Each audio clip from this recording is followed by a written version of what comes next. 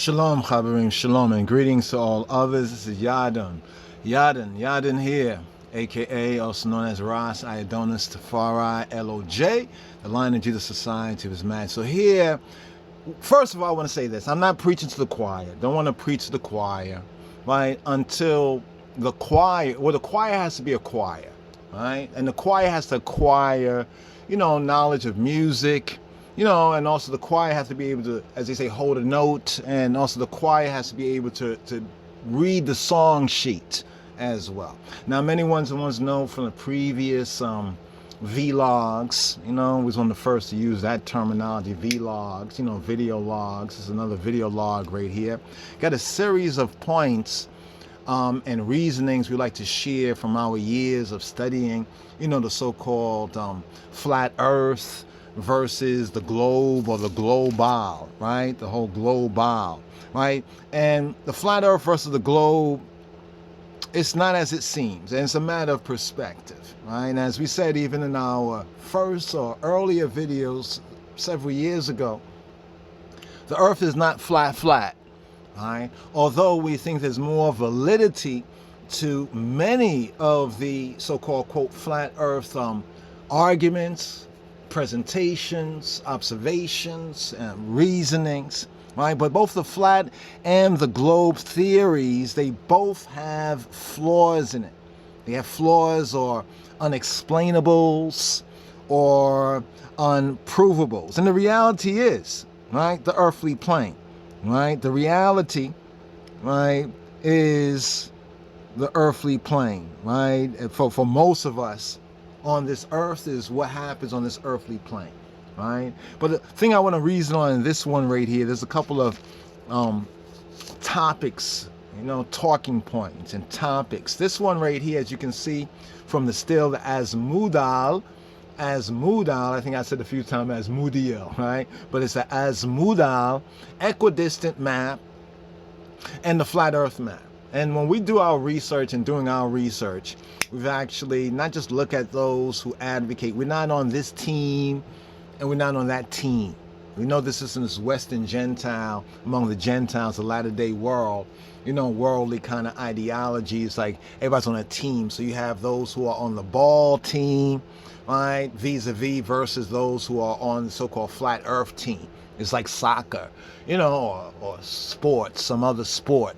Whatever popular sport, people or certain peoples may be into. Oh, this is my team, right? And even if that team is like losing or they find it hard to win, they still root for their team. Like, now I'm from this country and this is my team and it's against that team there, so I'm going to root for my team, right? I'm going to wear the jersey or the T-shirt. Nah. Well, he says, been there, done that, got the T-shirt. Nah.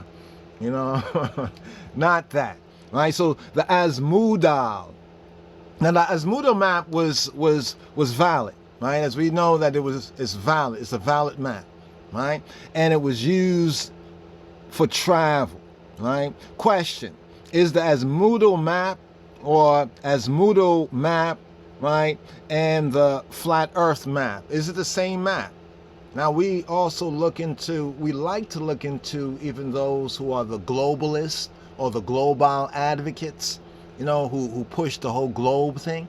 We like to look at their information out there. A lot of the memes and the stills out there and the slides. There's this particular, what's these guys called right here? Oh, Flat Earth, right, .ws/ Azmudal -equidistant. You see it down here, right here, right? Where they say debunking, right? They say debunking flat earth misconceptions. Now, yes, there are some flat earth misconceptions. We addressed that when we first put out some of our earlier vlogs some years ago. We said that the earth is not flat. And we tried to make an emphasis. I think there was a video we actually titled it, the earth is not flat. And people say, what do you mean? The earth is not flat. And in fact, the earth is not a ball either. That's a fact. We heard some of the global, those who advocate the whole globe theory and the globalist, the globalist, You see how that goes right there? The whole globalist idea, right? And in the whole globalist idea, right, there's many ones and ones within the globalist idea who say and who maintain that the earth is a ball, right? And then we're going to ask the question, does it really matter? Does it really matter to us who are here on this earthly plane? Right? It seems like a lot of escapism, a lot of dealing with things that really don't matter. Some fantasy. It's like, want to go, way up into the heavens and down into the depths of the sea, right? But the reality that affects all of us is what happens on this earthly plane, right? Well, what's happening right here, right? But here they say flat earthers stole, right? They allege that they stole the shape of the Azimuthal equidistant map as their, quote, flat earth map, end quote. While the two are identical in shape, they have different characteristics. Some institutions use the Azimuthal equidistant map, and flat earthers incorrectly, they say, claim it as, quote, endorsements, end quote, of flat earth. In reality, these maps are Azimuthal equidistant maps and not related to flat earth. All right, now they say that, well, let's go to this right here. Let's see what they say. Right, so they say that the projection, the Azimuthal equidistant map, right, is a projection of the spherical earth to a 2D, two-dimensional medium. It has distortions like other maps. I like the fact that these debunkers, as they call themselves, that they say exactly what they say. It's good that they say what they say. Why? Because did you know that the globe also has distortions? We're told that the globe is a globe, right? And many of them say, well, actually, the earth is not a ball. It is somewhat obloid. Look at that. It's somewhat obloid. Now, this is a related talking point and a subject matter for hopefully another vlog where we can go into more detail on that. But even the ball, right, this whole ball idea is also a distortion. Did you know? Just want to ask that question. Did you know that this idea, right, of the ball, right, the globe, is also distortion? How many of you have these globes? It's almost a perfectly round, but that actually the earth, right, even for those who advocate the globe theory, both of these are theories, right? Both of them have certain points that seem to be strong points, while both of them also have certain points, right, that are not as strong points. I just want that to sink in for a moment. Both of them have. Now, like I said, I was going to go into more detail in a whole other vlog, right?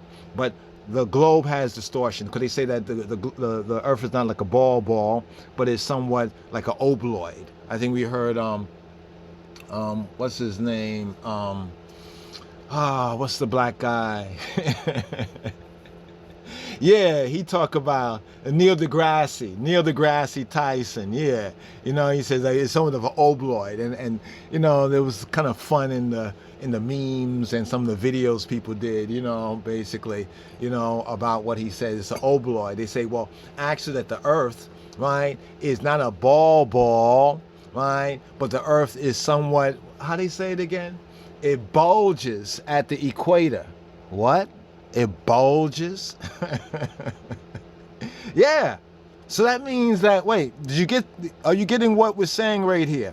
Right? That even the globe, those who advocate that the earth is a ball, it's a round ball. We're not going to get into all the spin factor. That's another topic of discussion, right? And want to share some conclusions based on these and those theories and some of the evidence, right, that we're going to put there on the table, on the beamer, for ones to say, well, Yadin, you're wrong about this, and here's the information on that, here's what disproves that, or here's what clarifies that question you asked. That's what we're looking for, whether it's directed to us directly or one's put it forward. And if you come across this that others have put forward, then please feel free to share. RastafariJews, right, at gmail.com, one of our main connection and links right there, in this whole social media,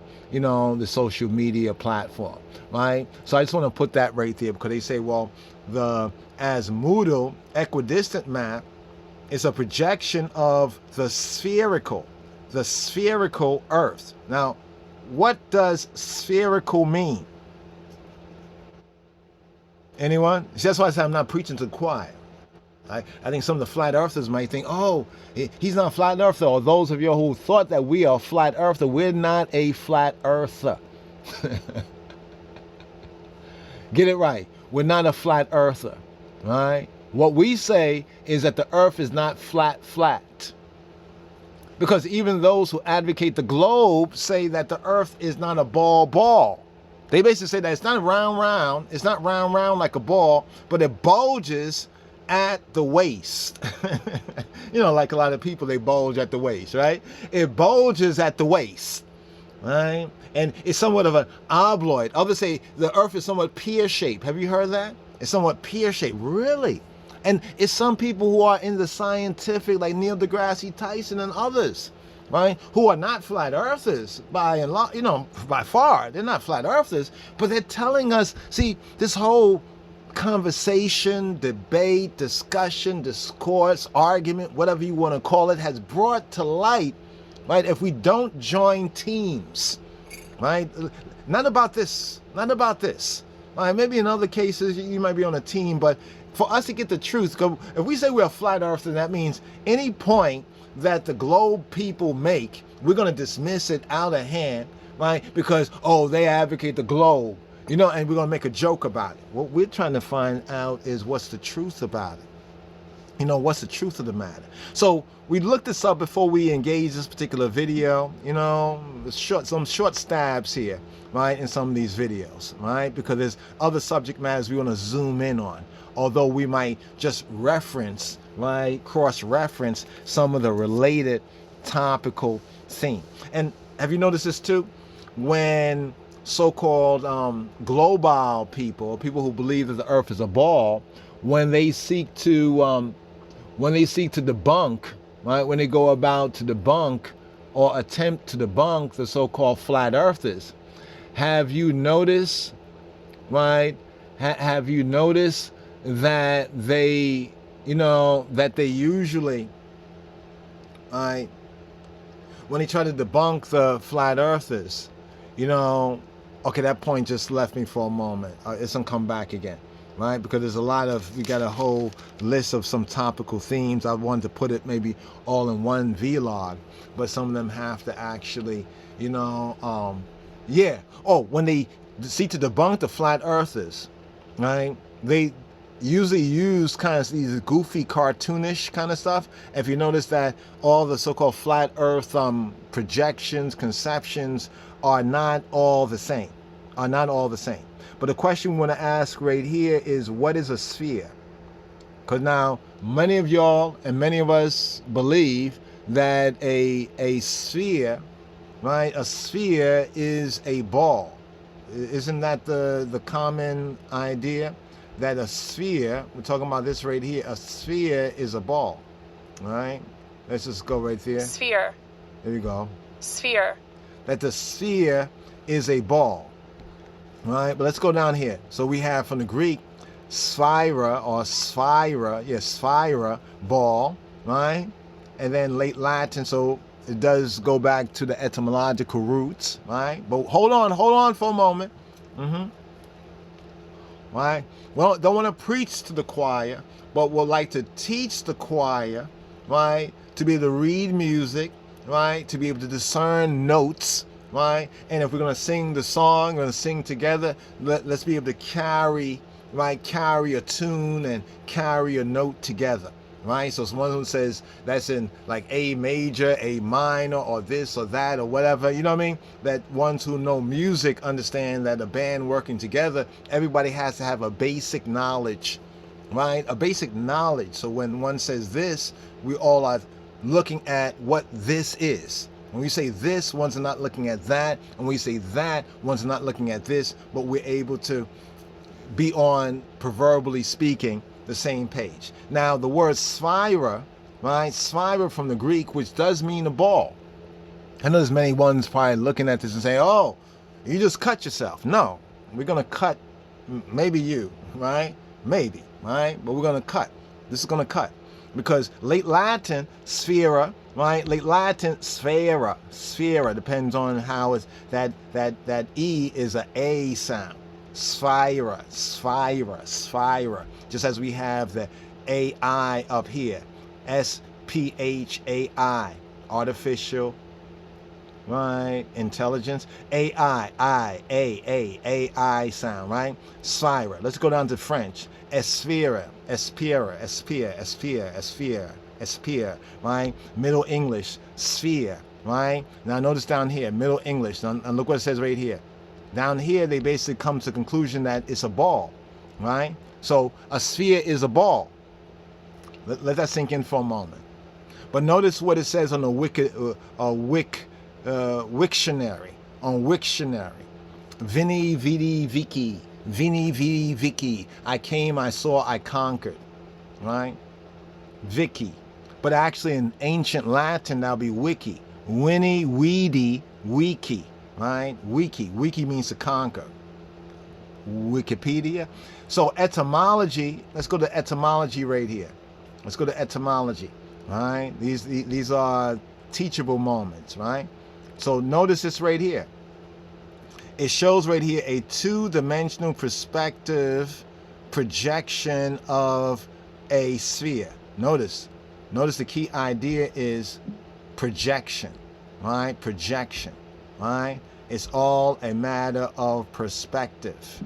Right? Keep that in mind. Right? The flat earth, globe earth, it's not. The truth of the matter is it's not as it seems.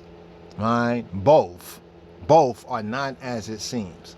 Although there is more truth to the earthly plane, the plain truth of the earth, but it's not flat. I gotta just emphasize that there. Let's scroll down here. Etymology. And why we go to etymology? Because words are used today in ways that words was not used yesterday. Again, we use certain words in certain ways today in ways that these very same or similar words were not used yesterday. So we have an idea about what some words might mean today, but there is something called connotation. Connotation, all right? Some might say it's a con game.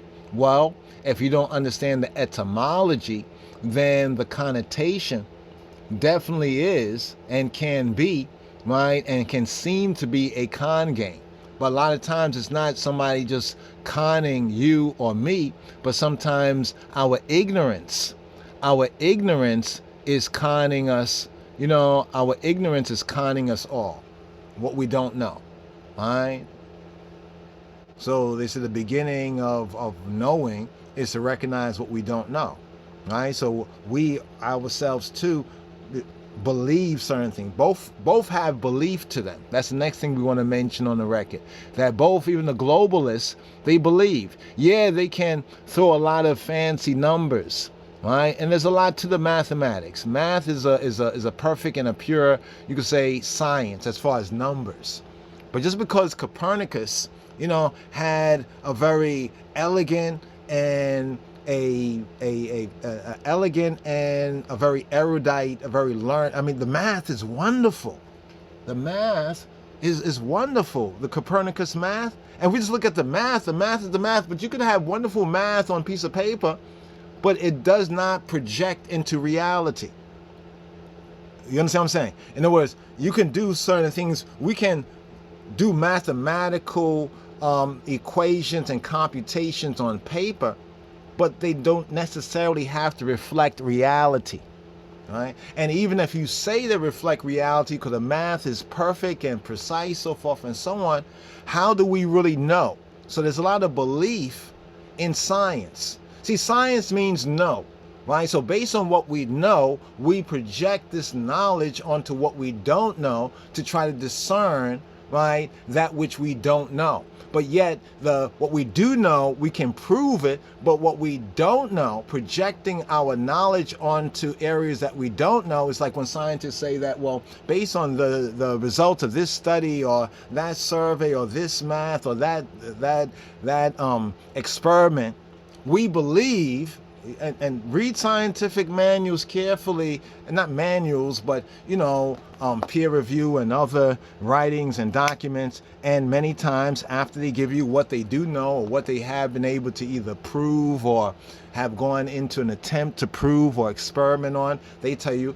basically what they believe, or they might not use the word belief, we think, or we hope, we expect. They use other kind of synonyms, so to speak, similar words. Here, the etymology of sphere, right? What's the etymology of sphere? From Middle English, sphere, from Old French, spherae, from Late Latin, sphera. You can see that here the etymology is a little bit different based on the words and what we just showed you when we went to the Google search. I'm not going to go back there, but if you look at what they said, Middle English, there's different words. Remember that the French was like, what they say, Old French here. But they have French as epere. It was epere on the previous page. But they say the early was the Latin sphera, which, notice what it says, ball, globe, celestial sphere. Now, if you go back to the earlier vlogs that we did several years ago, maybe 5 to almost maybe a decade ago, we said the earth is not flat, and there is a globe. What do we say, brothers and sisters, those of you who remember? We say that the heavens is a globe. The heavens that's what they call the celestial sphere, right? The celestial sphere that turns around this earthly plane. And it's an earthly plane, right? Both in its physical, its literal sense, but it's also a plane of consciousness. Right? That's why it's not as it seems. That's why many things in the reality of life is a matter of perspective. When they're telling us a two-dimensional perspective, projection of a sphere, right? In order to cause us to see it, right? And to grasp it, right? What does it seem? Right? What does it seem to be? What something seems to be may not be. It may be, but it may not be what it really is, but it's how it seems to be. Right? On a kind of a footnote right there, we can put such as the concepts or the ideas of sunrise. Right? Like the people at the sunrise. Does it really rise? Right? But let's go on into sphere. So the Latin sphera was a ball, a globe. Notice what it says, the celestial sphere. Celestial, right? It didn't say the terrestrial. Notice the terrestrial, terra is earth from Latin, right? Celestial, right? That's where the stars are. The sun, the moon, the stars, what they would call from a Bible perspective, or is like the heavens. Right? And the heavens of heavens, all that, right? But clearly the earlier idea, right, which still bears a lot of truism, right? And truth was it was a celestial, the heavenly, right? The heavenly sphere, the heavenly globe, right? So that's our secondary point right there, that the earth is not a ball, right? The earth is not a ball. The earth is a plane, right? But the earth is not flat. And taking what they say now, that the earth bulges at the waistline, at the equator. The earth bulges. They say there's a slight bulge at the equator. There's a slight bulge. So it's not quite the way we see it in the ball. right? I've heard scientists and people who so-called know their thing, they know this, and they are basically advocating the globe idea that the earth is a ball. They at the same time will give a little footnote and say, well, it bulges. Well, if since when hold on, have you ever played with a ball? Have you ever played with a ball that bulges? It's a distorted ball. In fact, you say, what kind of ball is this? So if this is a ball that bulges, I ask the question, what kind of ball is this? Now it says from the ancient Greek, sphaira, which means a ball or a globe. But the context was the celestial. They say it's of unknown origin. Wow, that's interesting. But I thought these people went back to the ancient Greeks and Latin. You know what I mean? They don't even understand where the word really came from. I thought it didn't originate in the Greek. Didn't originate in the Latin. There's another little point there, but there's a big point there. Of unknown origin, not related to superficially. Let me read that again. Not related to superficially similar Persian sepir, which means sky. Notice what they did right there. Do you get what they did right there? Based on what we did with the Latin sphaira, where we see the last entry right there. Let's see if we can highlight this right here. The last entry, where it says celestial sphere. We just highlighted it right there. Then in the last line of the etymological or etymology section, it says not related to superficially similar. Who wrote that there? Right? Notice what they did right there. Can this etymology be sourced? Love that right there. You see where somebody must have went over the Wiktionary definition, and someone asked the question, can this etymology, etymos mean true, logos mean word or logic, right? Can this etymology be sourced? Question mark. Because what they're trying to do is they're trying to disconnect the truth.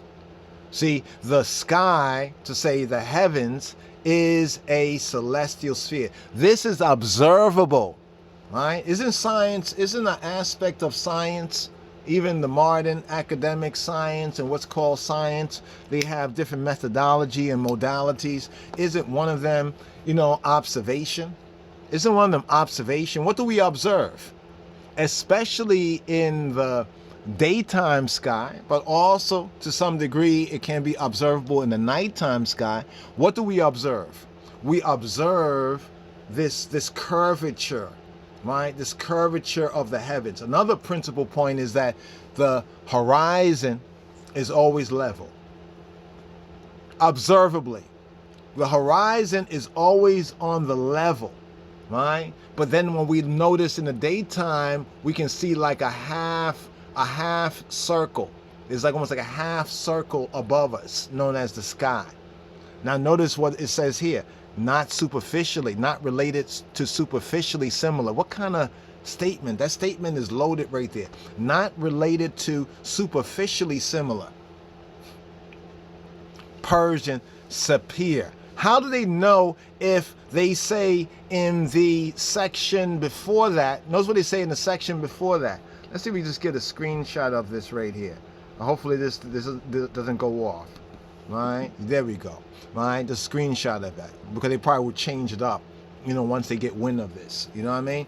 So if y'all like, share, choose to subscribe, give thanks for your subscription. If this idea gets more out there, if we can articulate this so ones can understand it for themselves, right? See, we're trying to understand this whole globe thing and flat earth thing for ourselves, and not trying to join this team or that team.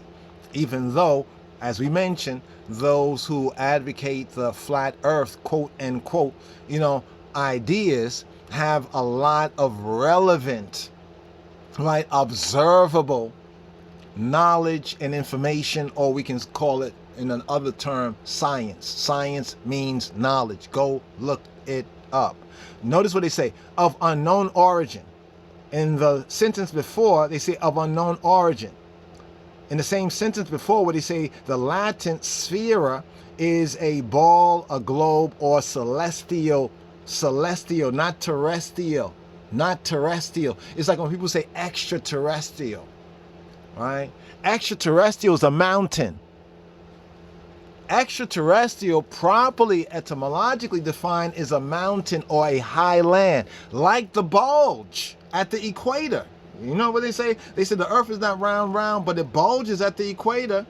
So now if it bulges at the equator, for those purporting the flat earth theory and ideology, that means that near the equator, if the earth actually on the ball conception bulges at the equator, that means there is higher land at the equator.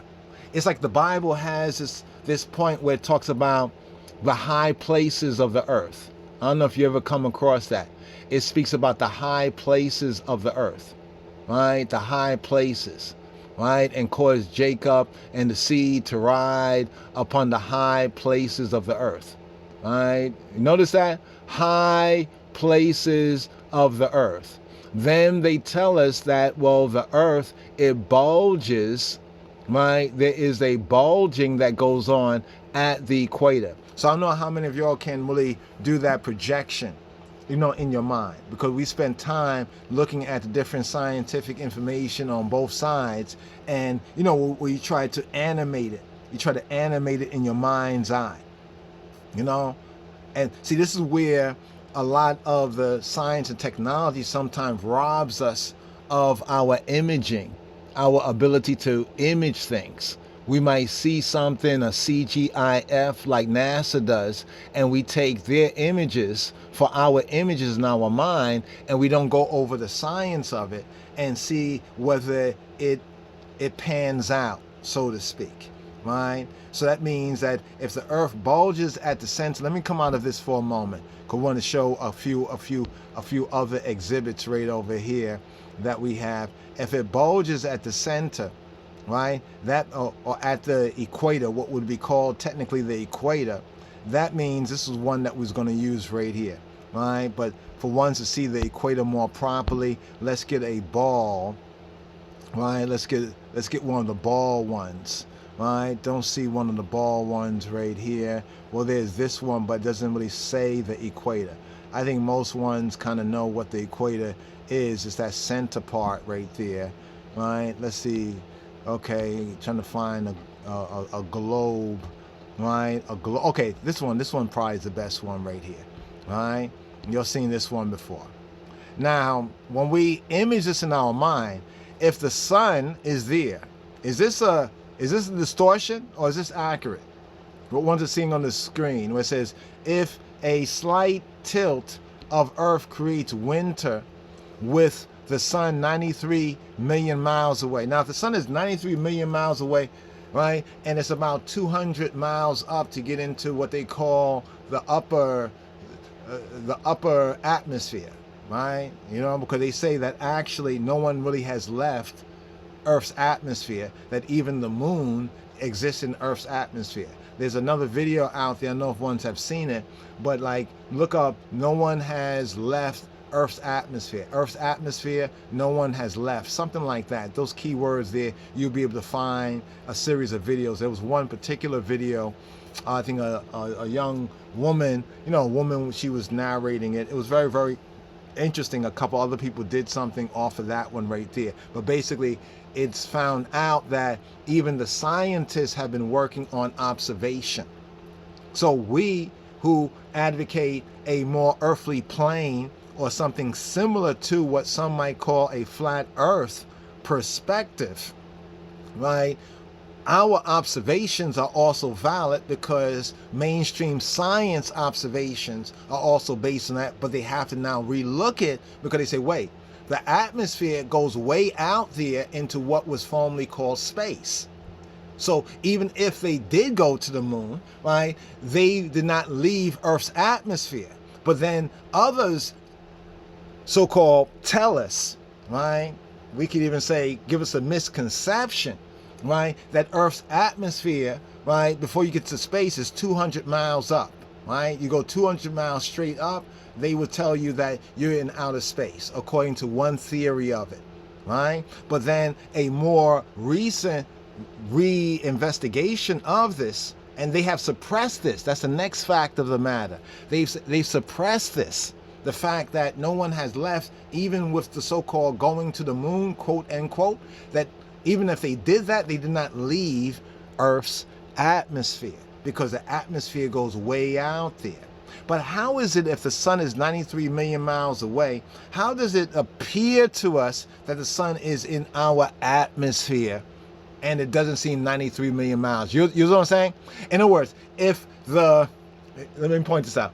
If the ISS, International Space Station, is in space, and getting into space is about, after you leave like 200 to maybe 200 miles straight up, right?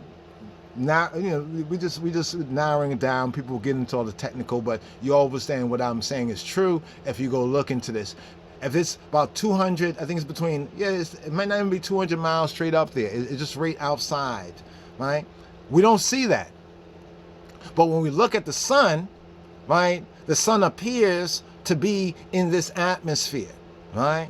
And then when they show us things like this, I grew up with this poster when I was a child. There was this whole, was into the, the planets and all these kind of things, and they show these pictures. I thought it really looked the way they told us, like in these, I didn't know that even back then it was the pre-CGIF. It was artist conception. They never told us it was artist conception.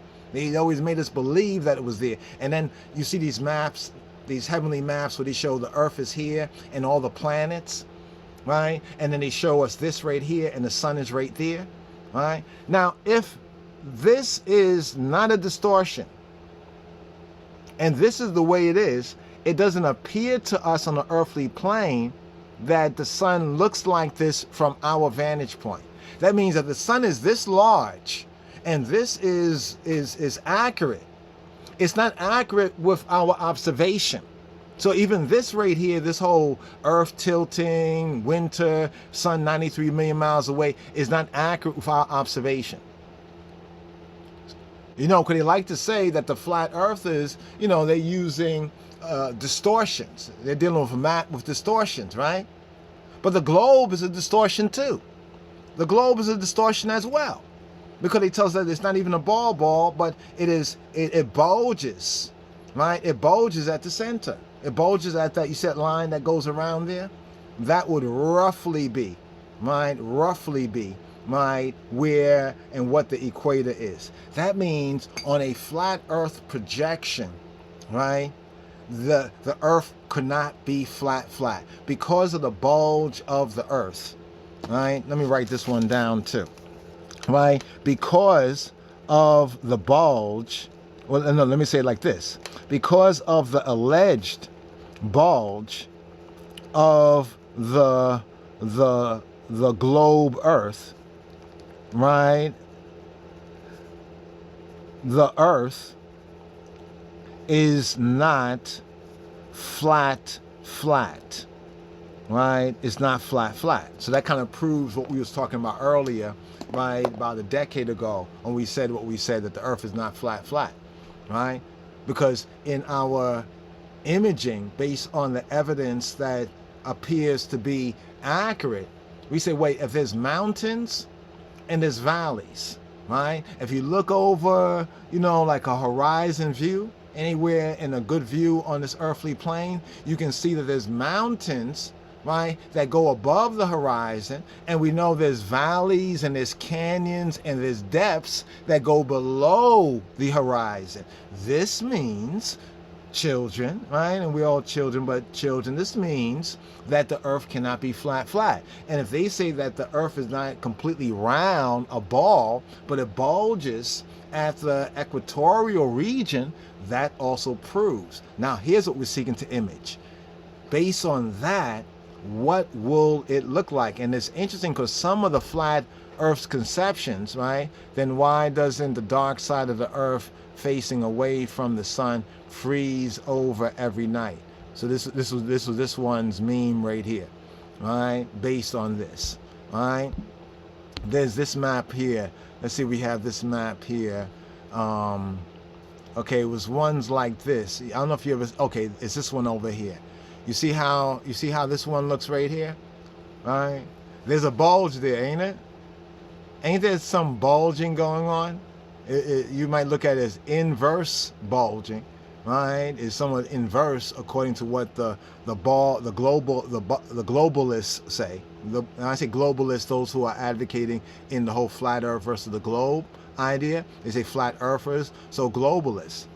Something about that terminology we never take to. Maybe it's because we're too biblical and talk about Baal and Baal. And when we hear global, right, we hear Baal, right? But you can see this concept here on some of the older ideas going back to the 1800s and even before, right? The 1800s and even before, right? So let's get back to this for one moment, right? For one moment, right? So the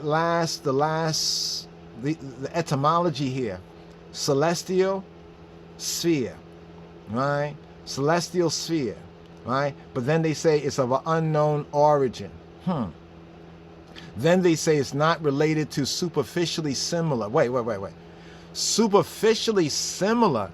These people don't know about etymology, right? Words that are pointing to the same or similar reality, right? And they sound similar or close to the same, must have some relationship.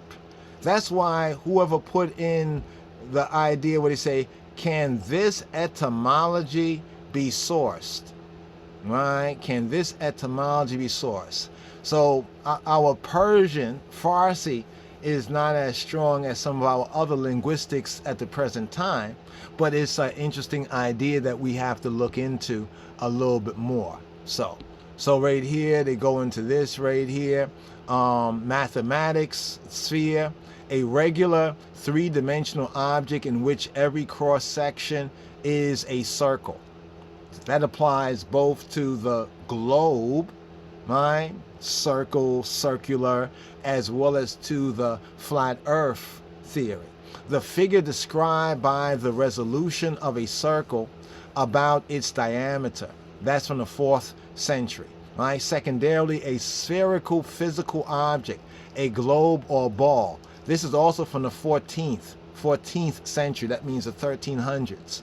So we are arguing, debating recent ideas and conceptions. We're just going to what the earliest articulation was. In astronomy, they say now rear, the apparent outer limit of space. Now, I want you to notice this when we talk about how the atmosphere, Earth's atmosphere, goes way out into what they call space. Now, here it appears that this too was the 14th century idea. So even some of the older ideas were more accurate than some of our modern conceptions or misconceptions. Whether you advocate the ball, remember it says about the two-edged sword? That's what we're seeking to use, right? Cut over here, cut over there, cut whatever needs to be cut.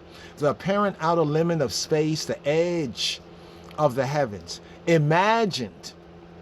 Let's go right there. Let's highlight that word. You see that word? Imagined. Imagine goes to what we began off with right here, right? Imagined. It's not as it seems. Flat versus globe earth, it's not as it seems. Flat versus globe earth, it's a matter of perspective. Astronomy, now rear, the apparent. Apparent comes from the idea of how it appears. And this is still speaking of observation. From where? From this earthly plane. Imagine as a hollow globe within which celestial bodies appear to be embedded. But this 14th century idea is still true. You know, unless you want to go with the CJIF and a lot of the scientific mathematical theories. In fact, what we're proposing is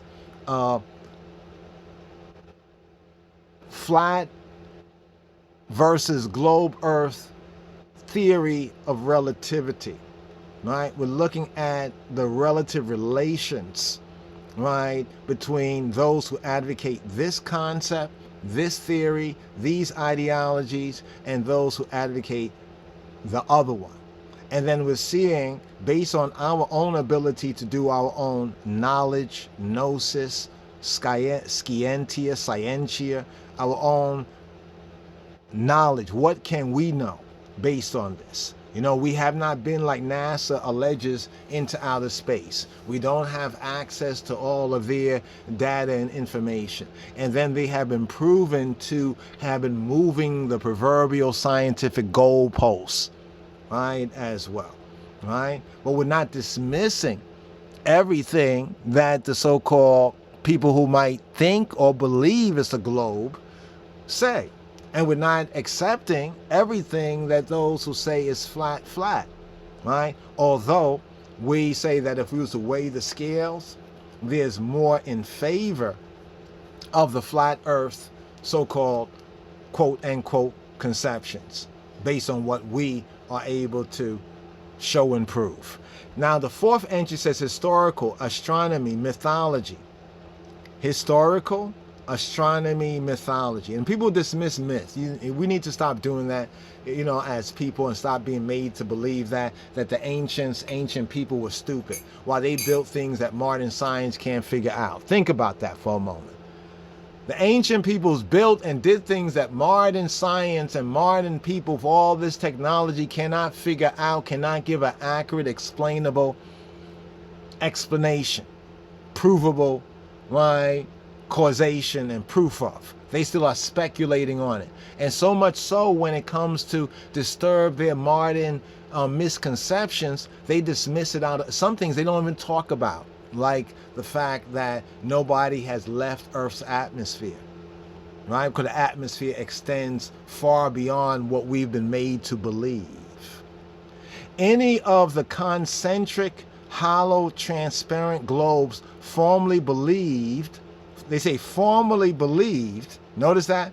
We're saying that this former belief had much truth to it. Why? Because the ancients did things and were able to calculate things that modern science cannot explain. And modern science, because of its lack, its bias, its lack of explanation, basically dismiss it. This is why ones like even, what's his name, Graham Hancock, he had that thing on Netflix and everything. You know, why a lot of his, why they fight some of these ones that might not be accurate in everything they're saying, but we're here to explore. We're here to learn, right? Right? So it's wrong for these ones to say, we have it all figured out. And then when we pose a question to them, they want to treat us like we're nut jobs, while the truth is they are nut jobs, right? Because they're dismissing the fact, the simple, provable fact that the ancients had a better knowledge of this earthly plane and the heavens. Not saying all the old people, all the ancient peoples, but many ones who built these pyramids, you know, who understood the rotations, who had all of these calendars that kept celestial, that kept lunar and solar time. Come on, the Sothic calendar. Oh, come on now. We should stop doing that. That's something I think from the white Western Gentile mind, you know, that does that, dismisses it. Because is there any of the concentric, hollow, transparent globes formerly believed to rotate around the earth?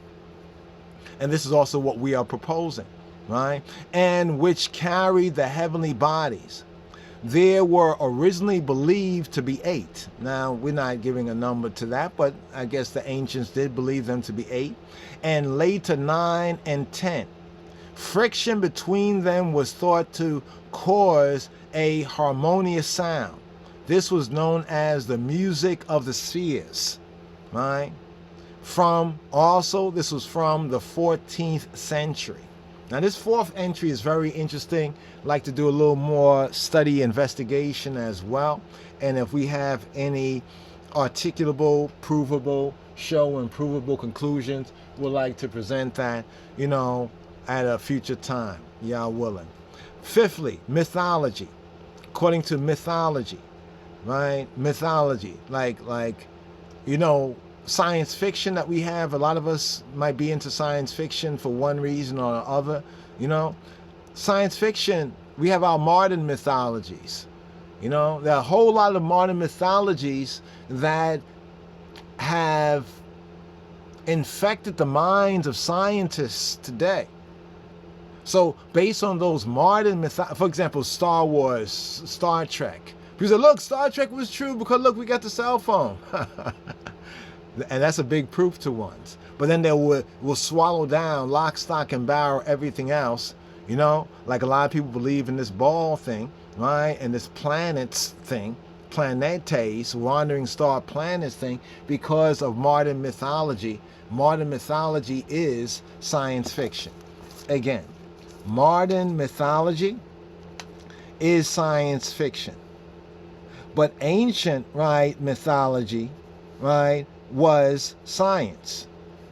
And in many ancient mythologies, they accomplished things and were able to calculate things and compute things that modern science has to dismiss, because if they did not, then that would mean that these ancients were not the stupid people that we like to think of the ancient people. I'm not talking about one set of ancient people. I'm talking about us as humanity, all of our ancient peoples, all right? Except, I got to put this on the beamer right here. Except for the Greco-Roman thing. Have you noticed that? So there's also a bias in modern science to the so-called Western European model. And we're told that the Western, the Greco-Roman, this is the height of scientific, they don't believe the flat earth, you'll fall off the earth. But even those who understood a more, quote, flat earth idea, they understood that you would not fall off. You know what I'm saying? But anyway, that's another matter there, right? But mythology, they say, is an area of activity for a planet, or by extension, an area of influence for a god, a hero, etc. But you see, the problem is this. A lot of things get lost in translation. If you look at many modern conceptions and ideas, right? The modern conceptions and ideas, like where did he get the term NASA from, right? Prometheus Project. Have you noticed that? Have you noticed that modern science will use terminology that come from Greco-Roman gods or even other mythology? Prometheus, Apollo, the Apollo mission. Uh-oh. See, but you've been made to believe, right? When we talk about the ancient peoples, not you and you and you, but some of yous, right? Some of us have been made to believe that, oh, they were into the mythology and they were into make-believe. But mankind went to the moon. When? The Apollo mission. Apollo, wasn't Apollo a Greek so-called god or a hero? Heru? The sixth entry says, figuratively, the region in which something or someone is active, one's province, domain, from the 17th century. Remember, this is all on sphere, right? The sphere. In geometry, right? So this word for ball, for globe, right, has its categorical associations. Figuratively, the region in which something or someone is active. Okay, we read that. Geometry, the set of all points in three-dimensional Euclidean space.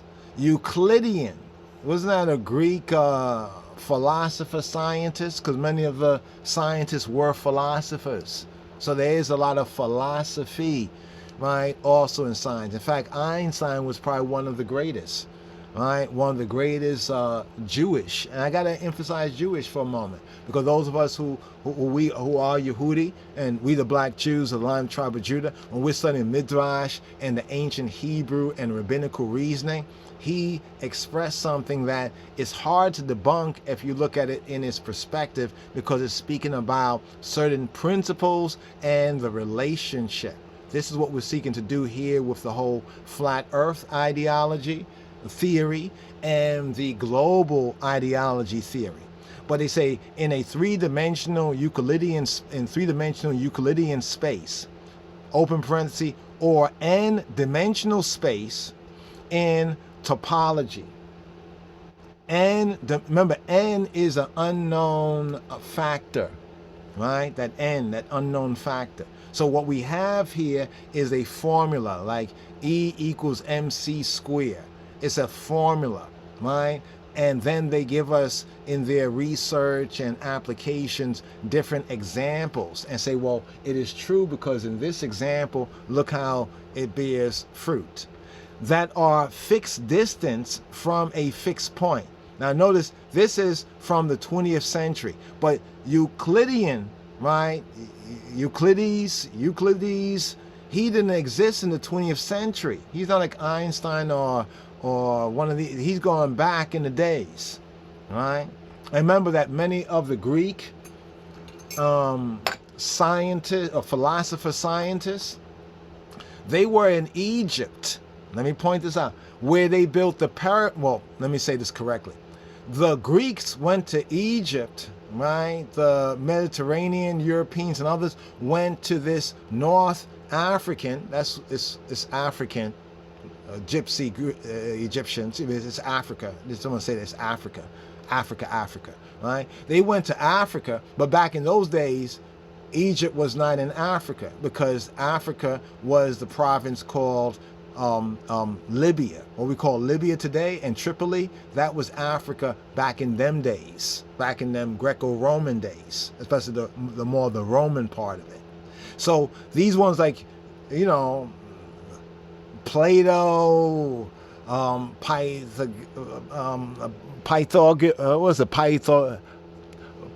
his name always gets me right there. Pythagoras, there we go, Pythagoras.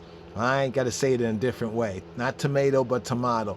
Pythagoras and the rest of them, they all got great and high knowledge and refined their philosophical conceptions into what they call nowadays in the 20th and the 21st century as science. And science equals knowledge. But it seems as though science only wants to know what their biased view of their own or people who they attach themselves to, this Western Gentile Greco-Roman perspective. But notice, geometry goes back to Euclides, but then they say this is from the 20th century. You see in the bracket? See, they play these little tricks, right? That's all we have to study, right? To show ourselves approved, to find out what is true. The 8th entry says logic. So a sphere in logic. Remember, sphere means, they say, a ball, right? A ball or a so-called globe, right? In logic, the sphere, the globe, is the extension of a general conception. This is where this argument, this debate, this discourse is coming from. Extensions of a general conception. It's what Einstein did with his theories in the theory of relativity. Extension of a general conception or the totality of the individuals or species to which it may be applied. That means if it may be applied in some ways, it may not be applied in other ways. So now the synonyms, similar words, right? Similar words for sphere is ball, is globe, is orb when we're looking at it as an object. A synonym when we're looking at it as a region of activity is the area. This is in my sphere. That's in my area. You know, this is in my sphere. This is my domain. This is my field. What sphere are you in? Right? I'm on the globe. No. What sphere are you in? Oh, I'm in science. I'm in linguistics. I'm in art. I'm in music. I'm in this and that. Orbit. The orbit. It turns around. It moves around this, right? Or a sector, right? All these are synonyms for sphere. In geometry, the 3-sphere geometry, the 2-sphere topology, right? In astronomy, apparent surface, get this? Apparent surface of the heavens, celestial sphere. This now backs up what we were saying before, that the truth of the matter is it's a celestial sphere. The globe is the heavens that turn around this earthly plane that is not flat, because there are heights and there are depths. There are heights and the depths. And if it's true that at the equator, right, there's a bulge, or there's more land, or there's a high land, this now solves something that I used to be thinking about when I read some of the Bible stuff. Reading some of the Bible stuff. Let me see if I can bring this up. We're going to sum this up right here. Let's go right here and let's look at this right here. High places. Right? Let's get this right. High places, right? High places of the earth. Let's go right here. High places of the earth. Right? In Deuteronomy, there's actually 5 verses that have highest.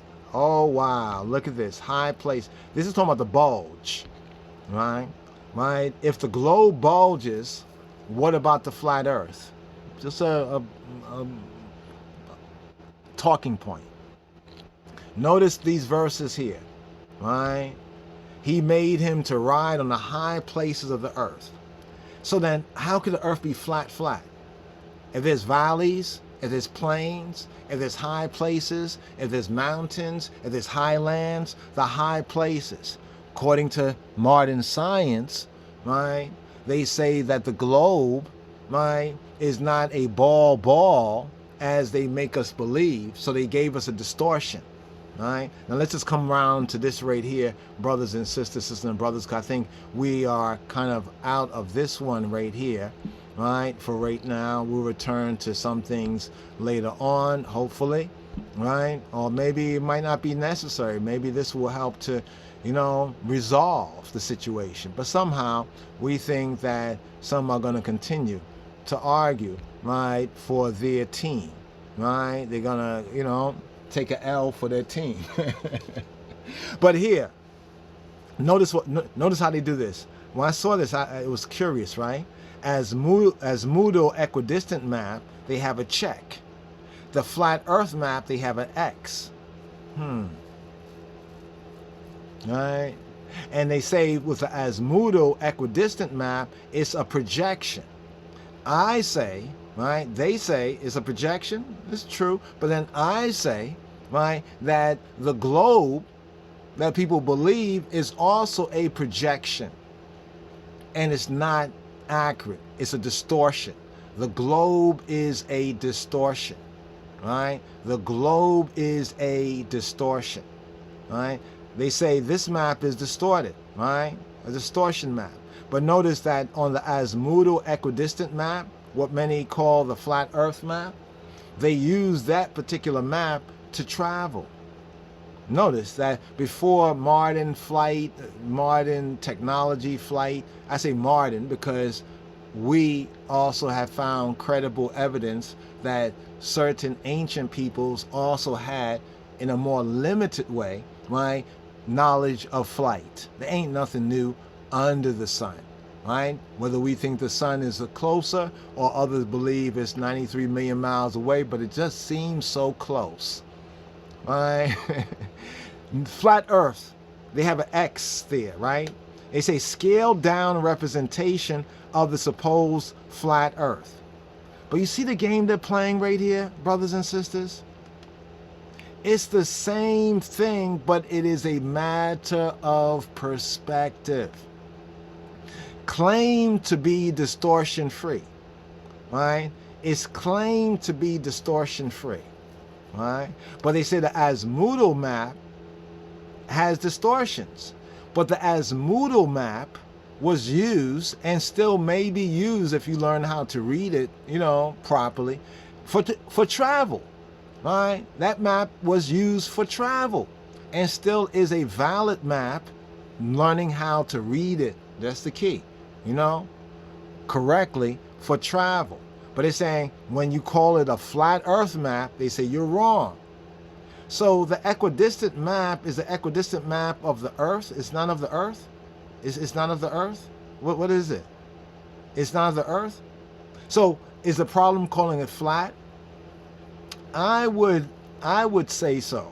This is just Yadin's perspective, That's why I said from the very beginning, right? It's not flat, right? It's not flat. So they play these tricks, but when they say spherical, of the spherical Earth, right? Of the spherical Earth, we thought it important to go into what a sphere, right? What a sphere is, right? And then you see things like this, the equator. Now notice this right here, right? Notice this right here, right? They say the flat Earth and the equator, right? And the spherical Earth, right? The spherical Earth and the flat Earth. I would call what you call the flat Earth the earthly plane.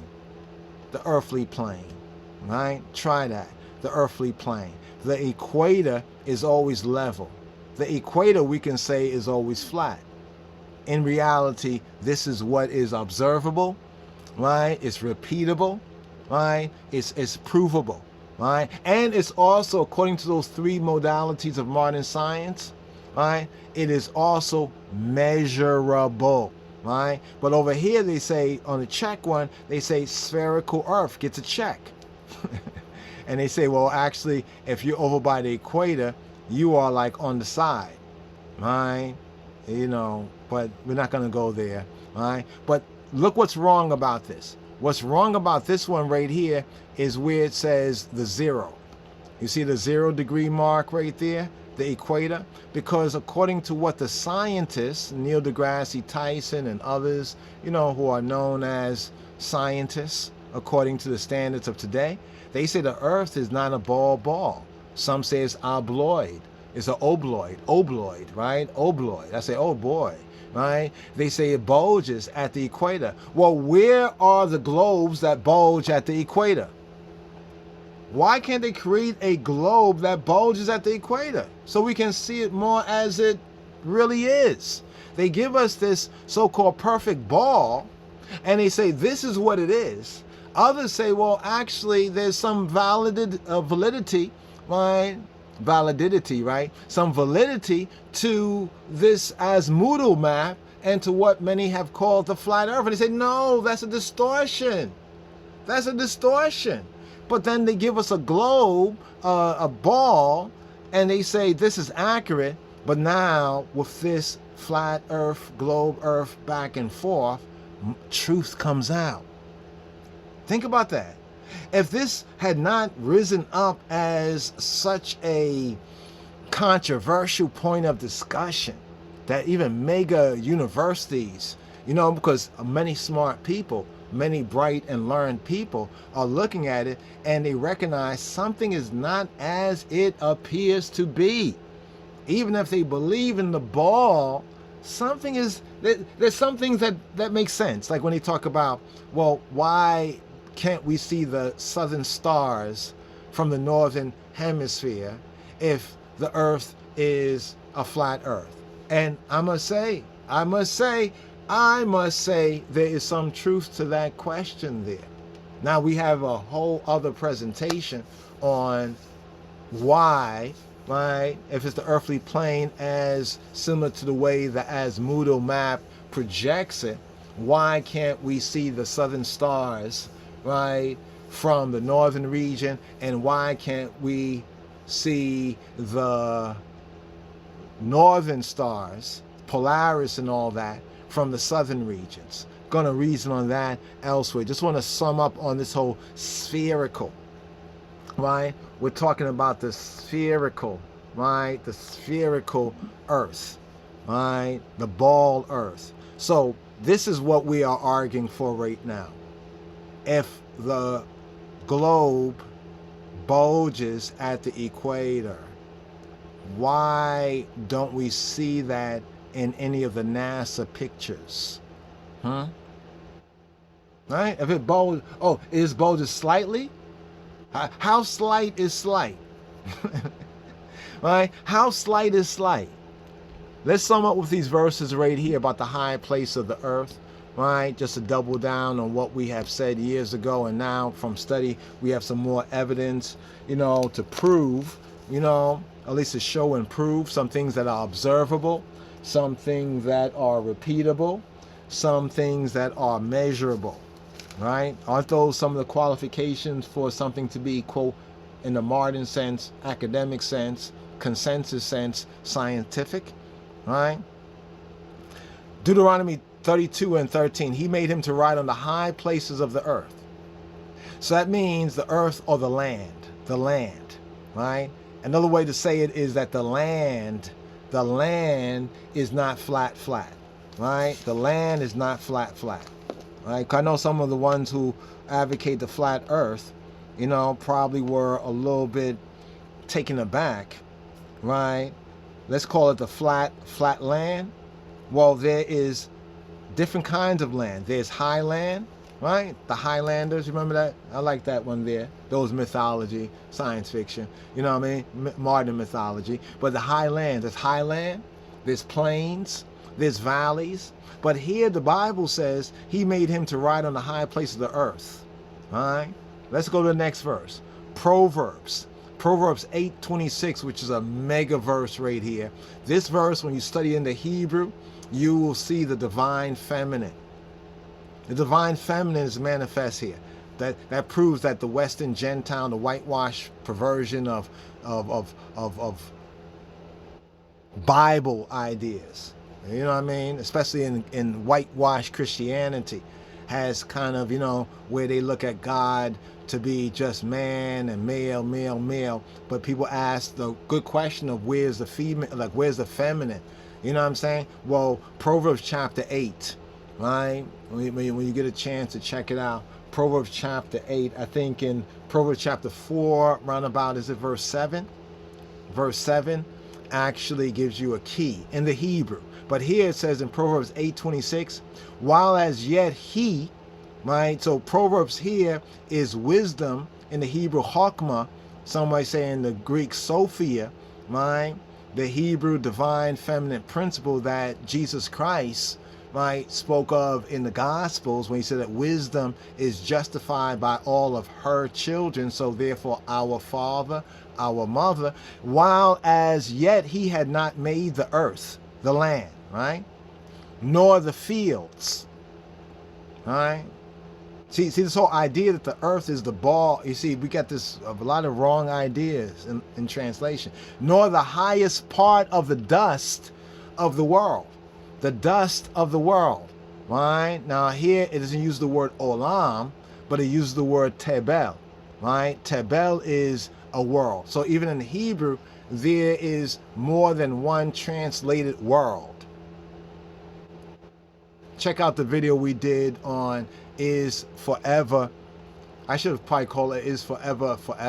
Yeah, I called it is forever really real. Probably should call it is forever. Right? So here is speaking about the earth, which is the word for Eretz, which is the land, right? Right? Now, this word in the Hebrew can mean a portion of land. It can mean all the land.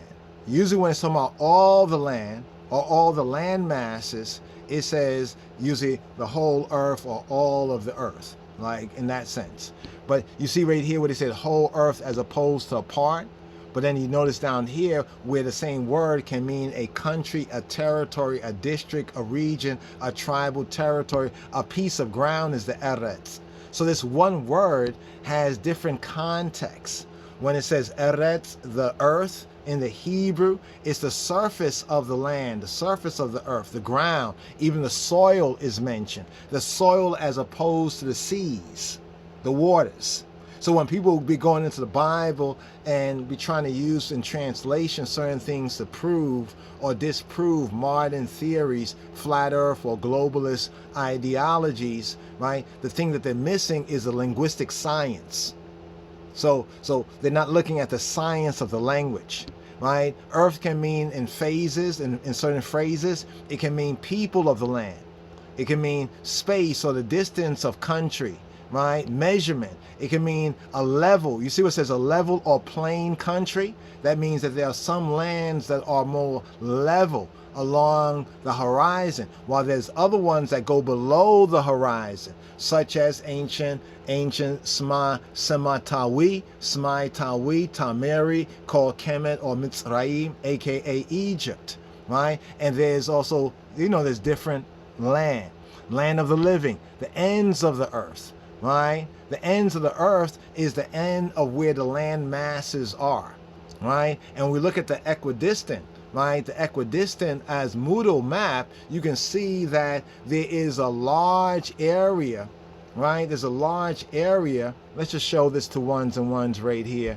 We're going to get out of this. We're going to get out of this, brothers and sisters. I know if you've been watching for a moment, you know, we've kind of gone a little bit longer, right, than we had expected to do so in this one right here. But let's just show a kind of which one can best bring it out right here. Well, let's use this one right here. You see right there, you see where that's Australia, and then there's some islands right there, right? And then you see over here the the west coast of America. You see that big ocean? There's that big ocean. Talking about the ends of the land masses. And you see these 7 continents. You see the 7 continents, their dimensions, right? You can see they have an edge, right? And then if we put the Bible in its contextual perspective in that particular region, that's more or less, how can we say, from East Africa to the Euphrates River, which is the epicenter of where the biblical narrative takes place, is from East Africa, right? They always like to discount Africa because that's a large part of their racist misconceptions, right? It's basically looking at this particular region of the world, right? This particular region of the world. So when it's talking about the ends, like when it says that the Queen of Sheba, right, she came from the ends of the earth to hear the wisdom of Solomon. Well, since it's pointing to the Horn of Africa, Ethiopia on one side and Yemen on the next side, you can see that's right at the tip, right, of Arabia, and also at the Horn of Africa. So that's the ends of the earth, right? Over's that right there. You know, that's the context. That is the linguistic, the Hebrew linguistic science of it. So we're pointing this out because we have to re-examine these things and to put things into context. All right, that's why a lot of times when we're looking over different explanations back and forth, some things feel and seem to be true, but we just can't sign off on it, right? Because some other things is a big question mark, and it's getting back to the linguistic science, right? Because that means that when we're using these words, we got to use these words with an accuracy. The amazing thing is that the ancients were a little more accurate, right, with how they use words than we are nowadays, even the scientists. You know what I mean? That's where a lot of confusion comes in. Isaiah 58:14 says, "Thou shalt delight thyself in Yahweh, HaKadosh Baruch Hu Baruch Hashem, and I will cause thee to ride upon the high places of the earth." Is this the bulging part at the equator? Or is this speaking of the highlands, like the extraterrestrial lands, the mountains, you know, and the highlands of the earth? "And feed thee with the heritage of Jacob thy father, for the mouth of Yahweh have spoken."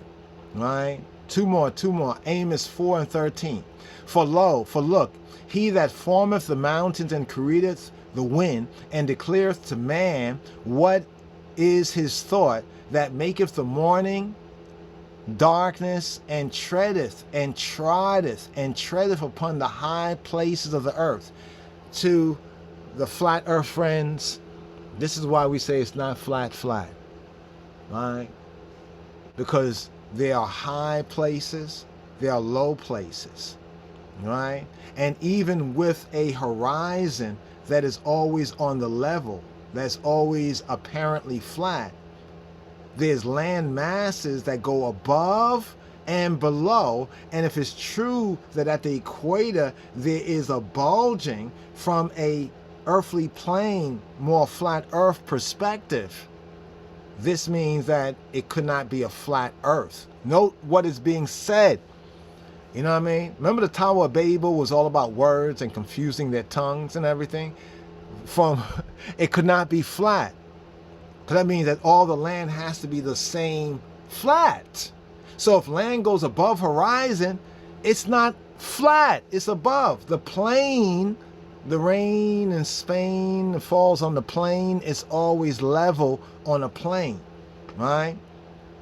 It says that tread upon the high place of the earth, Yahweh, Elohei Sabaoth, is Shemo, is his name. Last place right here, Micah 1 and 3. For lo, Yahweh, Jehovah cometh forth out of his place. What place is that? A question. And will come down, right? And tread and trod, right? What does tread mean? Tread mean darak, tread, right? Darak, to walk, to trod, right? Darak is similar to the word derek.